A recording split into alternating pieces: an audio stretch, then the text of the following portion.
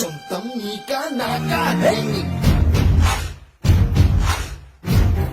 CM Kiran Kumar Reddy deputy CM Damodara Rajanarasimha ఇప్పుడు సమరానికి సై అంటున్నారు.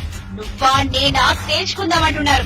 విభజనను అడ్డుకోవాలని కిరణ్ బడిబడిగా అడుగులు వేస్తుంటే వారికి చెక్ పెట్టేందుకు దామోదర రాజనరసింహ వేగంగా పావులు కదుపుతున్నారు.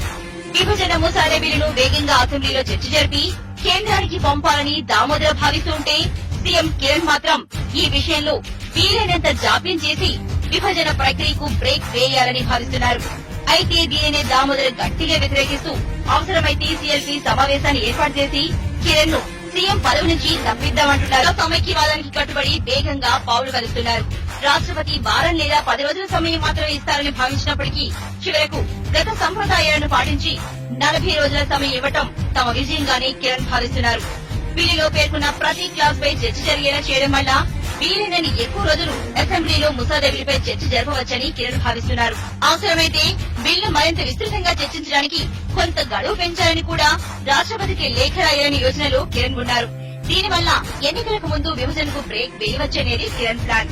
ఇప్పుడు ఈ ప్లాన్ ని డిప్యూటీ సీఎం దామోదర రాజనరసింహ తిప్పుకుంటారని భావిస్తున్నారు.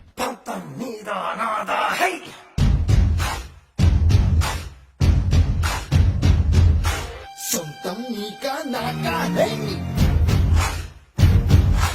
కిరణ్ దామోదరుల మధ్య యుద్దం ఇప్పుడు తారాస్థాయికి చేరుకుంటోంది. అయితే రెండు ప్రాంతాల్లో తమ పార్టీ నాయకులను ఛాంపియన్లను చేసేందుకే కాంగ్రెస్ పార్టీని వ్యూహాత్మకంగా ఇలా ఇద్దరి చేత ఇలాంటి నాటకాన్ని ఆడిస్తోందని మిగిలిన రాజకీయ పక్షాలు ఆరోపిస్తున్నాయి. సొంతం నీకా నాకా